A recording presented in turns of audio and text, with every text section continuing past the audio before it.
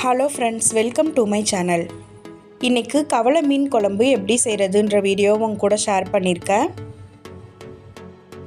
இந்த மாதிரி ஒரு டைம் செஞ்சு பாருங்கள், ரொம்ப ஈஸியாக இருக்கும். இப்போ வாங்க எப்படி பண்ணுறதுன்னு வீடியோவில் பார்க்கலாம். 50 கிராம் அளவுக்கு புளியை தண்ணியில் ஊற வச்சுருக்கேன். கடாய் எடுத்துக்கோங்க. கடாய் நல்லா சூடானதும் 1 டீஸ்பூன் ஆயில் சேர்த்து ஒரு மீடியம் சைஸ் வெங்காயம், ஒரு மீடியம் சைஸ் தக்காளியை கட் பண்ணி சேர்த்துக்கோங்க. கூடவே 4-5 பல் பூண்டு சேர்த்துக்கோங்க. வெங்காயம் தக்காளி நல்லா வதங்கினதும் அது கூடவே ஒரு கைப்பிடி அளவுக்கு தேங்காய் சேர்த்துக்கோங்க. தேங்காய் சேர்த்து 1 நிமிஷம் வதக்குனா போதும். அது கூடவே 4 டீஸ்பூன் அளவுக்கு குழம்பு மசாலா தூள் சேர்த்துக்கோங்க. கூடவே 1/2 டீஸ்பூன் அளவுக்கு உப்பு சேர்த்து அதை நல்லா 1 நிமிஷத்துக்கு வதக்கிக்கலாம்.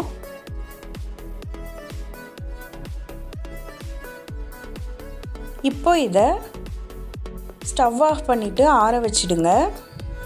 நல்லா ஆறின பிறகு மிக்ஸி ஜாரில் சேர்த்து கொஞ்சமாக தண்ணி ஊற்றி இந்த மாதிரி அரைச்சி எடுத்துக்கோங்க. இப்போ குழம்பு எதில் செய்கிறோமோ அந்த பாத்திரத்தில் நம்ம அரைச்சி வச்சுருந்த பேஸ்ட்டை சேர்த்துக்கலாம். கூடவே குழம்புக்கு தேவையான அளவு தண்ணி சேர்த்துக்கோங்க. அரைச்சி வச்சுருந்த புளி தண்ணியும் சேர்த்துக்கோங்க. இது கூடவே 4 பச்சை மிளகாவை நீல வாக்கில் கட் பண்ணி சேர்த்துருக்கேன். கூட கொஞ்சமாக உப்பு சேர்த்து மூடி போட்டு 10 நிமிஷம் நல்லா கொதிக்க வைக்கலாம். 10 நிமிஷத்துக்கு அப்புறம் ஓப்பன் பண்ணி பாருங்கள்.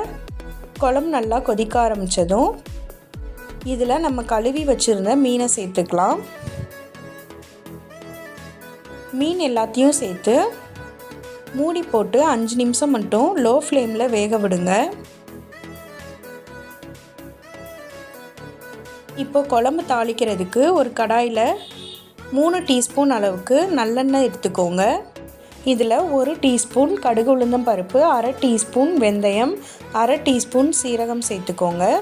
கூடவே கொஞ்சமாக கருவேப்பிலை சேர்த்துக்கோங்க.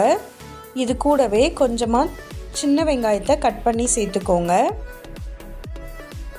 வெங்காயத்தை இந்த மாதிரி நல்லா வதக்கிக்கோங்க. 5 நிமிஷத்துக்கு அப்புறம் ஓப்பன் பண்ணி பாருங்கள். மீன் நல்லா வெந்திருக்குது, உடையாமையும் இருக்குது. இது கூட நம்ம தாளித்ததை சேர்த்துக்கலாம். அவ்வளோதான், சூப்பராக கொஞ்ச நேரத்துலையே கவலை மீன் குழம்பு ரெடி ஆயிடுச்சு. நீங்களும் வீட்டில் செஞ்சு பார்த்துட்டு டேஸ்ட் எப்படி இருந்ததுன்னு கமெண்ட்ஸில் சொல்லுங்கள். நான் போடுற வீடியோஸ் பிடிச்சிருந்தா லைக் பண்ணுங்கள், ஷேர் பண்ணுங்கள், கமெண்ட் பண்ணுங்கள். தேங்க்யூ.